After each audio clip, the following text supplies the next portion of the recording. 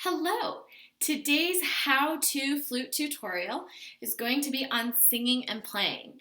So singing and playing is actually one of my favorite extended techniques. I love singing and playing. The reason why I love singing and playing is actually for what it does for my sound and my intonation. So singing and playing is a really fantastic way to help you open up your sound, to help you get your air going, to help you open and relax your muscles, and to help you become a little bit more in tune with your instrument. So much of what we do with our flute is related to singing. And if we can incorporate the idea of singing while we are playing this metal tube, we are likely to be a little bit more in touch with it. A couple of ways that I like to practice singing and playing. If you are totally new to this idea and you are like, whoa, Sammy, what are you talking about? You want me to sing and play my instrument at the same time? Are you crazy? Yes, I'm a little crazy. But I promise you're going to love this technique. So if you're starting out, like I said, and this is brand new to you, I just want you to pick any note on the flute. I'm going to pick a D. I'm going to play a D, and then I'm just going to siren over it. I'm going to go, ooh, and I'm going to do whatever I want with my voice while just playing one note.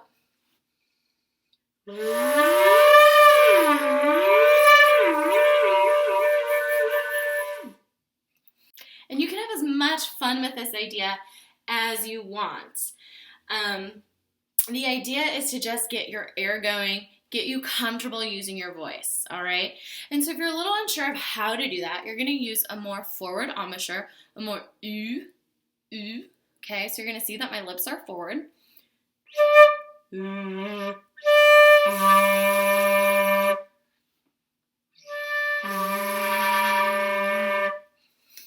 You'll see that the lips come out a little bit, and I'm still blowing air down into my instrument. That is the key.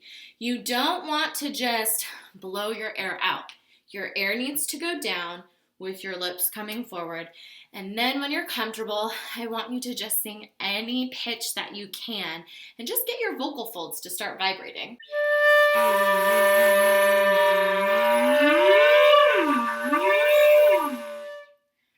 And then experiment going up and down and up and down, however you so please. Once you are comfortable with that, with singing your sirens, then I challenge you to try and intentionally sing the same pitch that your instrument is playing. So I like to do this with scales because it's important to practice our scales, duh. So kill two birds with one stone. Practice singing and playing your scales. So I'm very comfortable singing in the key of D major.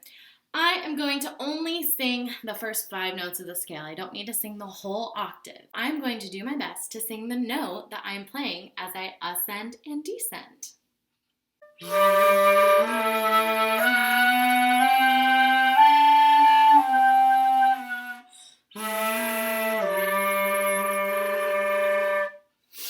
And singing and playing takes a lot of air, so if you notice that you have to breathe more often, that's a good thing.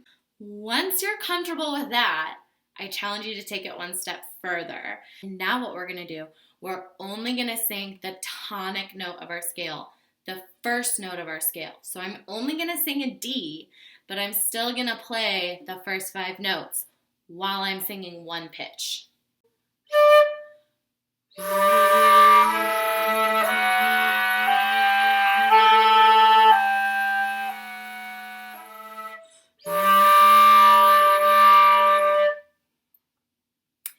And if you want to take it one step further, you can play the first note of your scale and sing the notes above it. So this time I'm only going to play a D, but I'm going to sing the 5 notes above it.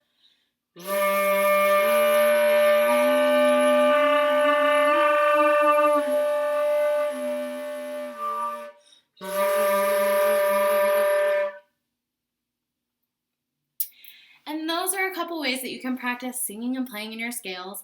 And then once you're done practicing the singing and playing, just play the scale as written and listen to and feel how open and relaxed and resonant and beautiful your sound is now.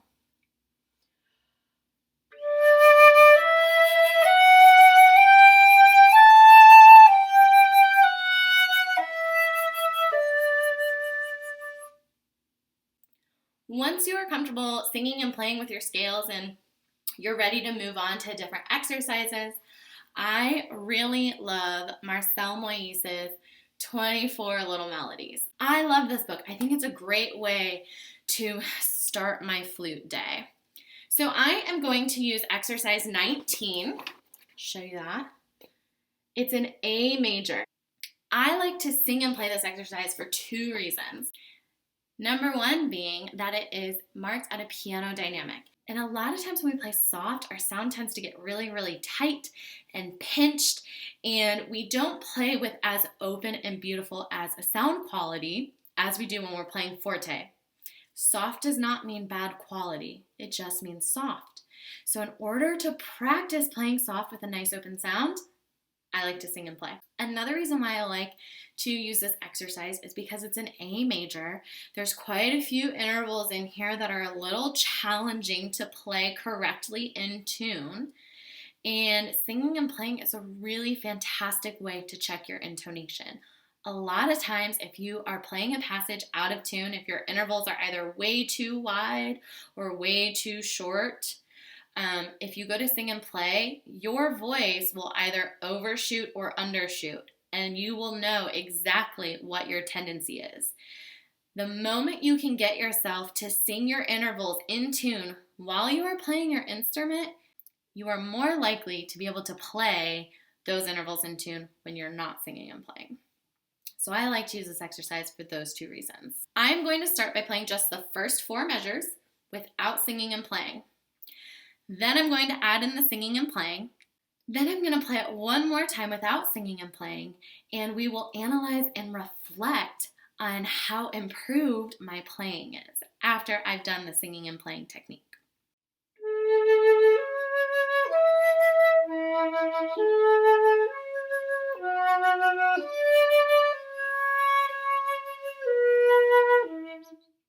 Okay, now I'm going to play it while singing and playing, and I'm going to focus on using my air correctly. I'm going to focus on how my oral cavity needs to shift, okay? Does my soft palate need to raise? Does my jaw need to unhinge and drop for those lower intervals? What is happening? And I'm also going to pay attention to if I'm singing the notes in tune with my instrument, or if I'm shortchanging them, or if I'm overshooting them.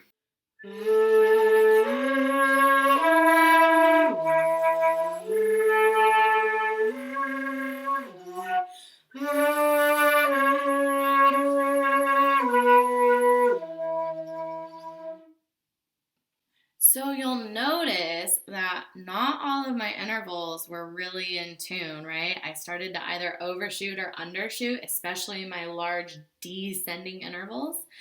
My C sharps also weren't really in tune. I kind of hung out on the notes until I found the pitch, I found the center. That's one really great way to train your ear to hearing exactly what you need to be playing. I'm going to play it one more time without singing and playing, and let's see if my sound is more open from the first time, and let's see if my intervals are more in tune.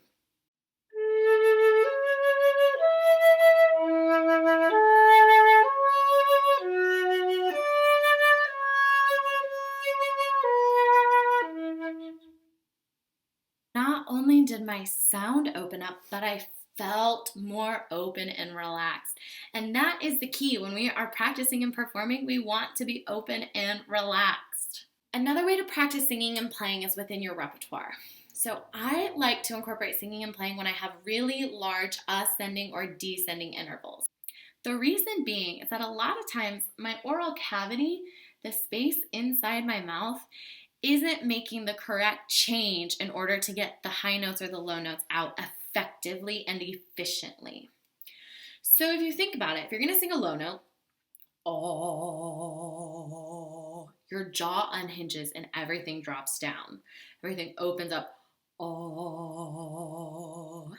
If I go to sing a high note, oh, everything lifts up. So if you don't know where your soft palate is, all you have to do, rub your tongue on the roof of your mouth. You'll feel the ridges, and as you go back and you feel the soft squishy spot, that is your soft palate. Your soft palate needs to raise in order for those high notes to get out. So if you have a large ascending interval and you're shortchanging it, or it's really tight, or it's cracking a lot, you can sing and play, and that will help open up your sound. It'll help you feel the changes that you need to make. While they're subtle, they still need to happen. It'll help you get your air through to the note that you need to get. And it's just gonna help everything feel more open and free and connected. So I'm going to share with you a clip from a lesson that I did with my friend Ashley. Ashley is a freshman performance major at West Virginia University. And this past week, we were working on the Hue Fantasy. The Hue Fantasy is this beautiful piece, and as some of you know, has some pretty challenging intervals happening. And so we use singing and playing not only to open up our sound, but to also help us reach those top notes very, very fluidly and play them in tune. So this clip is an example of us singing and playing with the drone. That's a whole new level of practicing that you can add on to your singing and playing. Okay. Do you ever sing and play? A little bit. Okay, so can you try and sing a G and play a G? With the drone or without? For now, without the drone. Oh.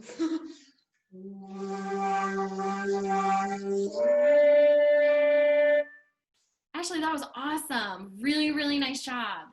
Did you hear how your D went ooh and it scooped up? Yeah. To me, that means that you're not hearing the D as high as it needs to be. So let's try and sing those two pitches again. And your goal is to make the D higher in your voice.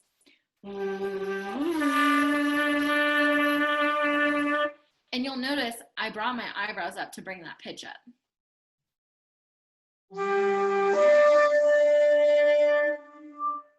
So much better. Okay, now we're gonna do that with the drone.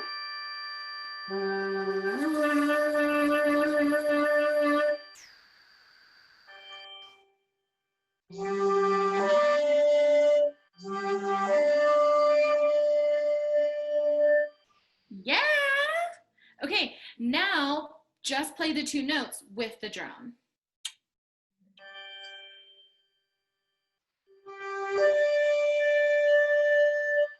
Do you hear how much more in tune that is? Yeah. Yeah. Okay, now up the octave. It's a little bit harder. So hopefully you can look at this example of Ashley and I incorporating singing and playing into our practice and seeing how useful it was for us. And then hopefully you can use it for your practice as well. That is all I have for you today on singing and playing, on how to sing and play, how to practice it, and why we should practice it. Hopefully you found this video engaging. Hopefully you found it useful. I highly encourage you to start incorporating singing and playing into your warm-up routine and into your practice routine. I really like to sing and play my Bach. So if any of you are working on Bach right now, sing and play your slow movements and see how much more connected you feel to the music. As always, comment below with any questions or comments that you may have. Subscribe to my channel so you can get more updates on my how-to flute tutorials this semester. Follow me on Instagram at Sammy Holloman Flute. Follow me on Facebook, Sammy Holloman Flute. I am here to help you with all of your fluting needs and concerns.